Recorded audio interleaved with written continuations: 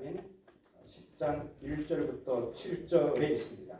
그 중에 1절, 2절 말씀을 함께 읽겠습니다. 1절, 2절 말씀입니다. 시작. 아론의 아들 나답과 아비후가 각기 흙물을 가져다가 여호와께서 명령하시지 아니하신 다른 물을 담아 여호와 앞에 분향하였더니 불이 여호와 앞에서 나와 그들을 삼키매 그들이 여호와 앞에서 죽은지라. 아멘. 제사장 아론의 아들 나답과 아비후가 여호와께서 명령하시지 않은 다른 불을 향로에 담아다 분향하다가 여호와의 불에 삼켜 죽은 사건입니다. 아론의 후손은 제사장으로 구별되었죠. 그러면 나답과 아비후도 제사장입니다. 제사장이 무슨 일을 하는 사람이죠? 제사장은 하나님과 백성 사이에서 백성들의 죄와 부정을 살피고 판단해서 죄와 부정이 발견될 시 하나님의 진노가 미치지 않도록 막는 사람입니다. 키퍼이죠, 키퍼. 인간의 죄에 대한 하나님의 진노를 막는 방패는 속죄의 제사입니다. 속죄의 제사에서 짐승이 흘린 피는 인간에게 미치는 하나님의 진노를 막습니다. 그런데 주의해야 할 것이 있습니다. 짐승의 피로 속죄의 제사를 드릴 때 반드시 여호와께서 명령하신 대로 그 계명을 따라 드려야 합니다. 거기에다가 인간의 생각을 더하거나 뺄 수 없습니다. 여호와께서 명령하신 대로 드려야 하나님이 받으시는 제사, 즉 하나님의 진노를 막는 제사가 될 수 있습니다. 그렇다면 제사장이 자기 직무를 잘 감당하기 위해서는 여호와께서 주신 계명을 잘 알아야 하는 물론이고 그 계명을 따라 죄와 부정을 예리하게 살피고 판단할 줄 알아야 합니다. 그런데 나답과 아비후는 여호와께서 명령하시지 않은 다른 불을 담아 분향했던 것입니다. 그래서 그들은 제사장으로서 거룩하게 하고 정결하게 하는 제사를 오히려 더럽혔습니다. 나답과 아비후 어떻게 하다가 이렇게 되었을까요? 다시 본문의 말씀을 읽겠습니다. 10장 8절에서 11절 여기에 그 이유가 나와 있습니다. 시작. 여호와께서 아론에게 말씀하여 이르시되 여호와의 자손들이 가나안에 들어갈 때에는 포도주나酒를 마시리라. 그리하여 너희 죽음을 면하라. 이는 너희에게 지킬 명령한 규례라. 그리하여라 너희가 거룩하고 속된 것을 분별하며 부정하고 정한 것을 분별하고 또 나 여호와가 모세를 통하여 모든 규례를 이스라엘 자손에게 가르치리라. 아멘. 나답과 아비후 그들은 거룩하고 속된 것, 부정하고 정한 것을 분별하지 못할 만큼 술에 취해 있었습니다. 그렇기 때문에 그들은 여호와께서 명령하시지 않은 다른 불, 그 다른 불로 분향했던 것이죠. 그들이 맡은 직무가 얼마나 무거운 것인가를 잊고 술에 취해 제멋대로 직무를 감당했던 것입니다. 예리함을 잃고 무딜 대로 무뎌졌습니다. 그렇다고 여호와께서 꼭 이들을 죽이셔야 하셨을까? 너무하다 싶기도 합니다. 그런데 제사장의 타락은 백성을 죽음으로 몰아가는 것입니다. 거룩하고 속된 것, 부정하고 정한 것을 분별해야 하는 제사장이 취해 있으면 백성들에게 미칠 재난을 누가 막습니까? 제사장이 백성들의 죄와 부정을 예리하게 살피고 판단하는 일을 하지 못한다면 죄와 부정 가운데 미치는 하나님의 진노를 막을 길이 없습니다. 그렇기 때문에 나답과 아비후의 행동은 하나님의 진노의 불로 엄하게 다뤄졌던 것입니다. 오늘 신약 본문 베드로전서 2장 9절을 보면 우리가 익히 알고 있는 표현이 나옵니다. 왕 같은 제사장이란 말인데요.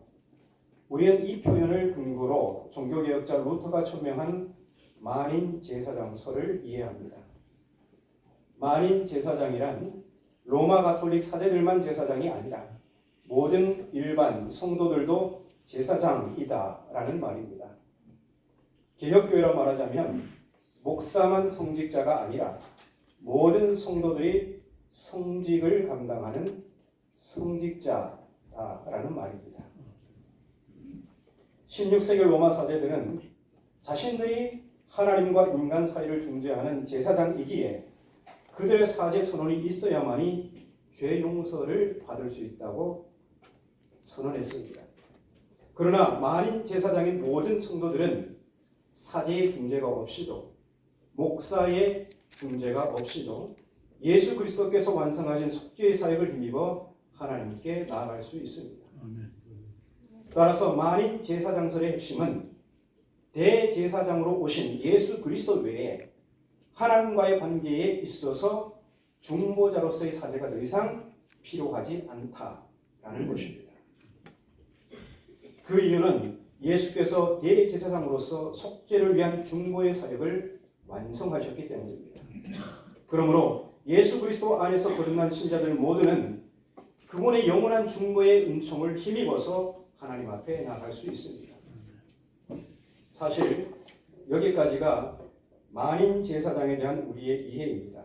그런데 사도 베드로가 예수 안에 있는 신자들을 일컬어서 왕 같은 제사장이라 했을 때 이 표현은 왕으로서 섬기는 제사장직을 말하는 것입니다. 그러니까 구약 시대처럼 짐승의 피를 매기로 하여 섬기는 제사장직이 아니라 왕이 통치하듯이 그렇게 섬기는 제사장직이란 말입니다. 바로 예수 안에 있는 우리 모두가 그렇다는 것입니다. 그런데 우리 신앙의 정서에서 왕이라는 수식어를 하나님이 아닌 사람에게 붙이는 것은 왠지 불편하죠. 내가 왕이래요. 불편하잖아요. 이럴 때 우리가 취할 수 있는 올바른 태도는 성경이 뭐라 말하는가 거기에 한번 집중해 보는 겁니다. 우리 성경을 한번 찾아보겠습니다. 몇 군데. 먼저 창세기 1장 26절입니다.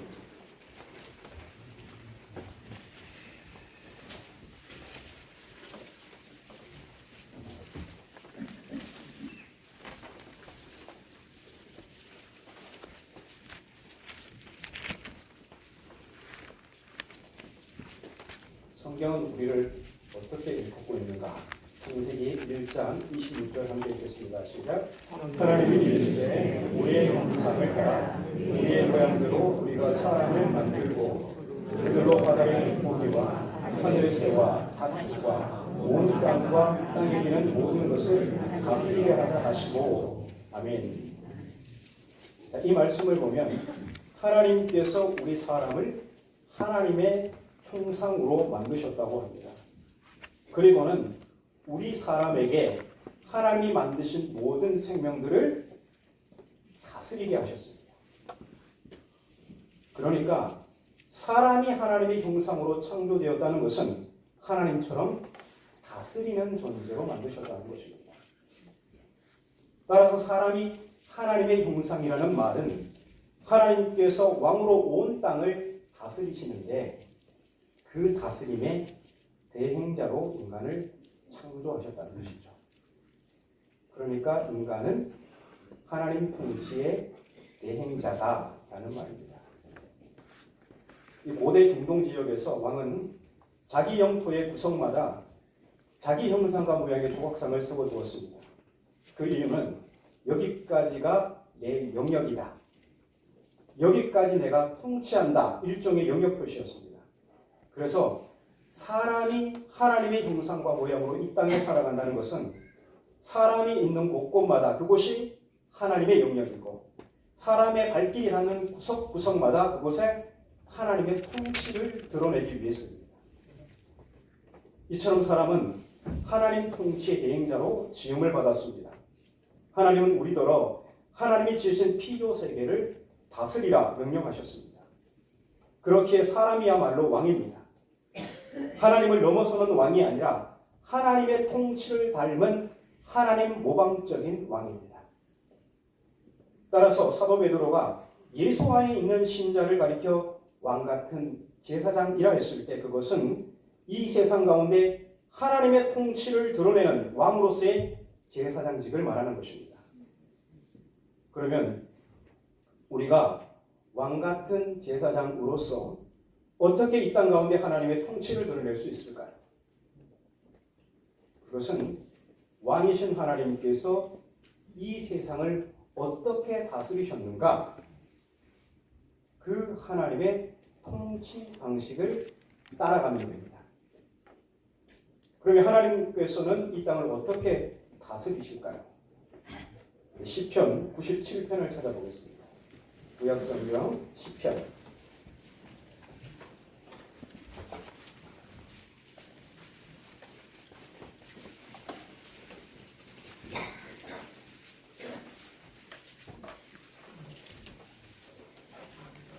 1절, 2절입니다. 시편 97편 1절, 2절입니다. 함께 읽겠습니다. 시작. 여호와께서 다스리시나니 땅은 즐거워하며 헛한 숨은 기뻐할지어다. 구름과 바람이 그를 둘렀고 의와 공평이 그의 보좌의 기초로다. 아멘. 하나님은 왕으로 세상을 다스리십니다. 그런데 하나님 통치의 가장 밑바탕이 되는 기초가 의와 공평이라고 합니다. 즉 공의와 정의라고 합니다. 시편 97편 2절에서 보좌가 의미하는 것은 통치권이죠. 그렇게 보좌의 기초란 말은 통치의 기초라는 말입니다. 따라서 하나님께서는 왕으로서 세상을 다스리시는데 하나님의 그 통치의 기초가 바로 의와 공평, 공의와 정의라는 것입니다. 바로 하나님께서 공의와 정의로 다스리기 때문에 땅이 즐거워하고 허다한 섬이 기뻐한다고 합니다. 하나님께서 이 통치 방식, 공의와 정의를 통치의 기초로 삼아 온 세상을 다스리시는 이 통치 방식을 가장 명시적으로 알려준 사람이 바로 아브라함입니다. 우리 창세기 18장 19절을 함께 찾아보겠습니다. 뭘 자꾸 찾으라고 해가지고 아침부터. 네.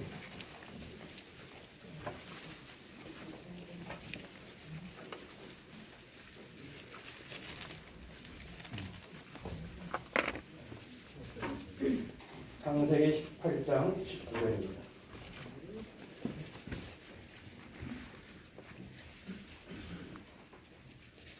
함께 읽겠습니다. 시작. 내가 또 그 자식과 본소에게 명하여 여호와의 불을 세우고 의와 공고를 행하게 하려고 그를 택하였나니 이는 나 여호와가 아브라함에게 대하여 말한 일을 들으려 함이라. 아멘. 자, 이 말씀에서 여호와께서 아브라함에게 대하여 말한 일, 그게 뭘까요? 여호와께서 아브라함에게 어떤 약속을 하셨어요? 그게 바로 그 19절 바로 앞절에 있습니다. 창세기 12장에서도 이미 이야기한 말인데요. 아브라함은 강대한 나라가 되고 천하 만민은 그로 말미암아 복을 받게 될 것. 이것을 하나님께서 아브라함에게 말씀하셨죠. 그런데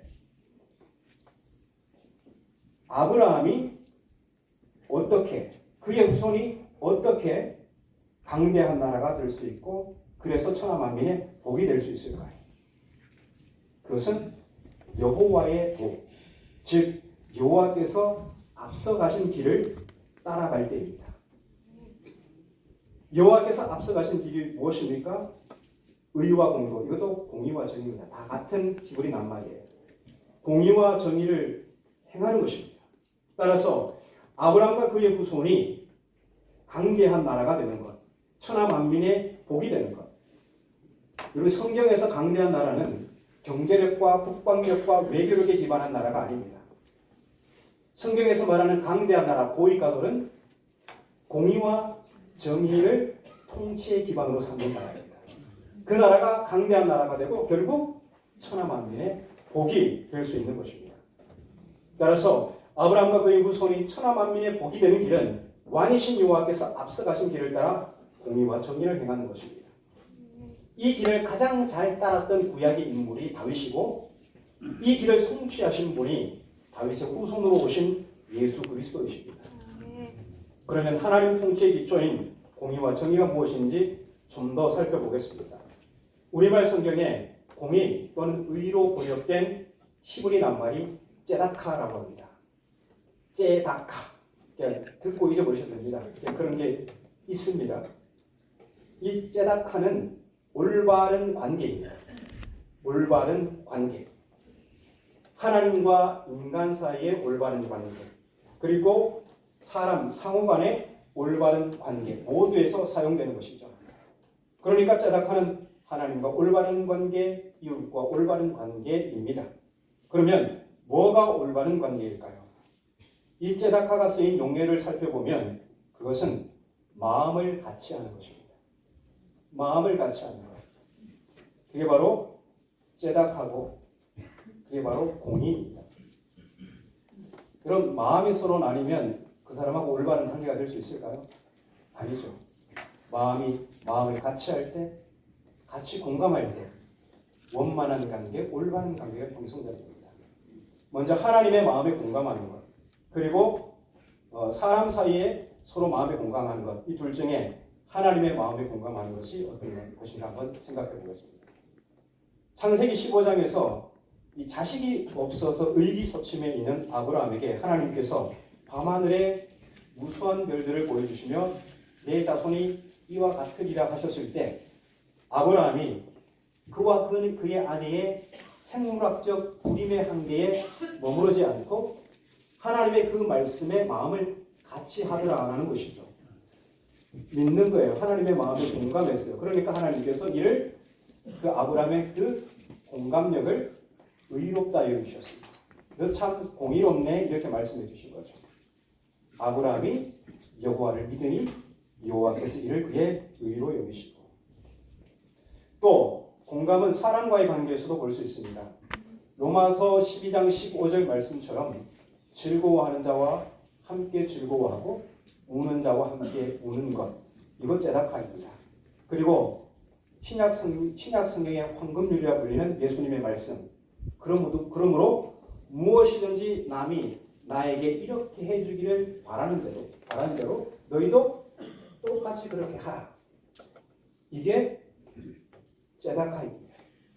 그리고 예수님의 말씀 내 이웃을 내 자신과 같이 사랑하라. 이게 공이고 째다카인 것입니다. 그래서 째다카는 성경의 핵심 가르침인 하나님 사랑, 이웃 사랑입니다. 그러면 오늘 교회는 이 공의를 실천하면서 왕적 제사장 직무를 제대로 수행할 수 있을까요?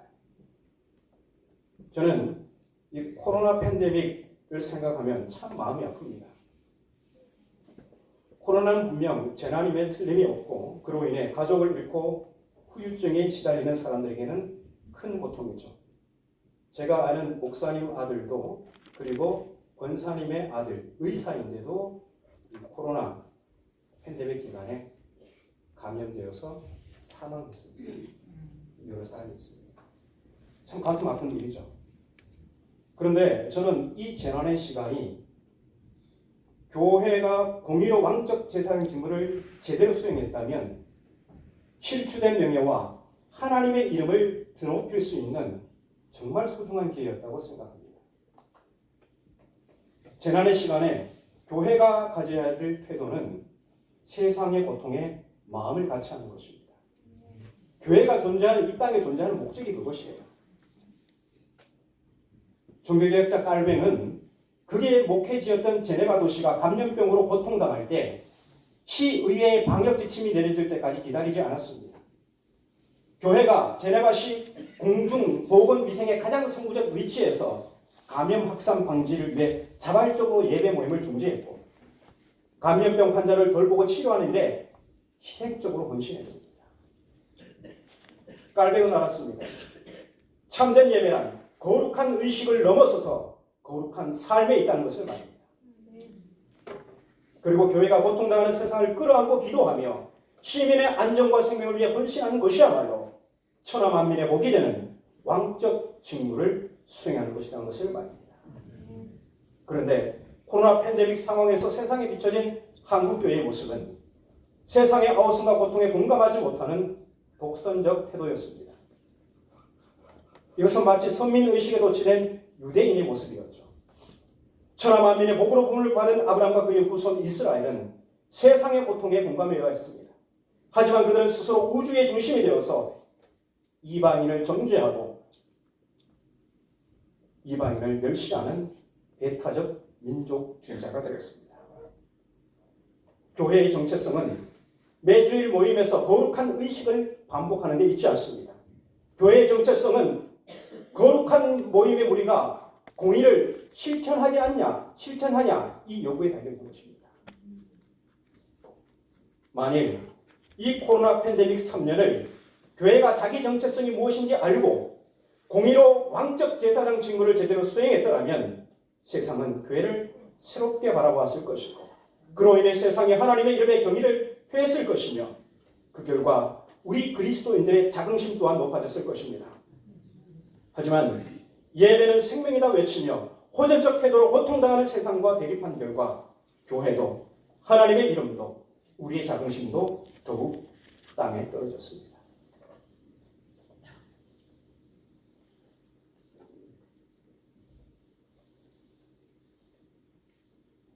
교회는 원론적으로 이 세상보다 훨씬 어른에 위치해 있습니다.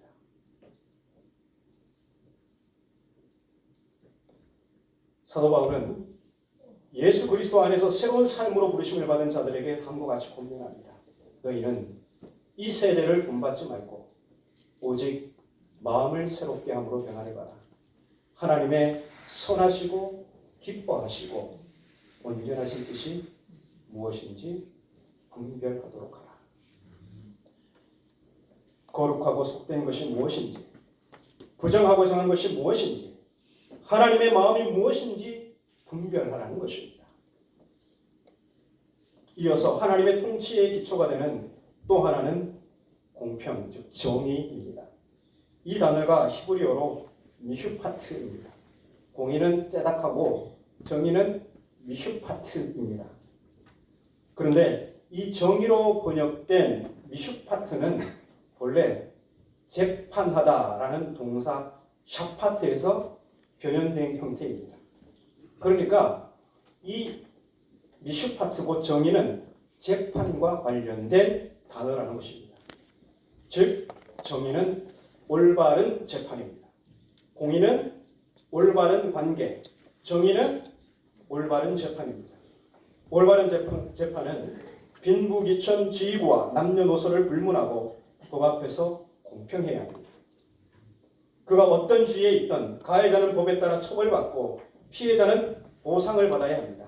바로 이러한 정의가 하나님 통치의 기초이고 하나님 통치의 대리자인 우리가 성직을 감당할 때 분별의 기준으로 삼아야 하는 척도입니다. 하지만 교회가 앞장서서 정의를 내팽개친 대표적 사건이 있습니다. 바로 목사가 자기 아들에게 교회를 물려주는 것.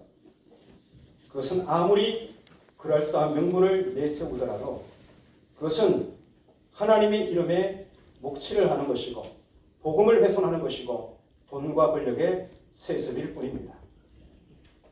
대한예수교 장로회 통합의 헌법은 분명 세습을 금지했습니다. 그리고 2018년 총회재판국의 최종 판결은 서울 M교회 부자 세습이 불법이라 선언했습니다. 하지만 돈과 권력의 술에 취한 값싼 은혜의 술에 취한 총회 임원과 총대들은 지난 104회 총회에서 수습안을 만들어서 정의를 내팽개쳤습니다. 그리고 원래 바로 그 문제의 교회에서 버젓이 주여 치유하게 하소서라는 주제로 108회기 총회를 개최하였습니다. 이것은 헌법에 따라 정의롭게 자기 직무를 감당해야 할 총회 임원들이 권력을 남용하여 하나님의 이름을 더럽히고 세상 앞에 크게 부끄러운 짓을 한 것입니다. 지방의 작은 교회 목회자의 일탈은 집요하게 비판하면서도 교세가 짱짱하고 유명세를 탄 목사들의 노골적인 범죄 행위에 대해서는 침묵으로 일관하는 오늘 우리 교회들의 모습은 개혁교회는 계속해서 개혁되어야 한다는 종교계의 슬로건이 여전히 유효함을 증명하고 있습니다. 정의를 위해서 모든 권력은 감시받고 통제받아야 합니다. 그것은 국가 권력기관뿐만 아니라 교회 직분자들도 마찬가지입니다. 목사라고 해서 장로라고 해서 권한을 함부로 남용할 수 없습니다. 법과 원칙에 따라서 자기 직분을 감당해야 하고 그렇지 못할 때에는 성도들의 질의에 충실한 답변을 할 의무가 있습니다. 내가 목사인데 내가 장로인데 라며 대답을 회피한다면 그는 장로교 직분자의 자격이 없습니다. 여러분, 우리 모두는 하나님 통치의 대행자로 저마다 부름받은 소명의 자리에서 제다카와 미슈파트를 척도로 삼아 일하는 성직자입니다. 구약의 제사장들이 여호와께서 명령한 대로 성직을 감당해야 했던 것처럼 그래야 하나님의 진노를 막는 속죄의 제사를 드릴 수 있었던 것처럼 예수 그리스도 안에서 왕같은 제사장인 우리는 하나님 통치의 기초인 공의와 정의를 척도로 삼아 성직을 감당해야 합니다. 우리가 그 성직을 분별 없이 수행할 때 우리의 교회와 이 세상은 소망이 없습니다. 우리는 나답과 아비후가 그들의 성직을 가볍게 여길 때 어떤 일이 벌어졌는지 똑똑히 보았습니다. 그리고 그들이 왜 성직을 올바르게 감당하지 못했는지도 분명히 알게 되었습니다. 그들은 술에 취해 있었습니다. 술에 취해 있었기 때문에 거룩하고 속된 것, 정하고 부정한 것을 분별하지 못했던 것입니다. 종교개혁 506주년 한국교회는 술에서 깨어나야 합니다. 값싼 은혜의 술에서, 돈과 권력의 술에서, 집단의식의 술에서, 이데올로기나 사상을 하나님의 이름을 빌어 신념화하는 술에서 깨어나야 합니다. 오히려 우리는 하나님의 마음의 깊은 것까지도 통달하시는 성령에 취해야 합니다. 성령으로 우리의 마음을 새롭게 하고 하나님 통치의 기초인 공의와 정의를 척도로 삼아 왕같은 제사장직을 수행해야 합니다. 하나님은 온 땅을 다스리시는 왕이십니다.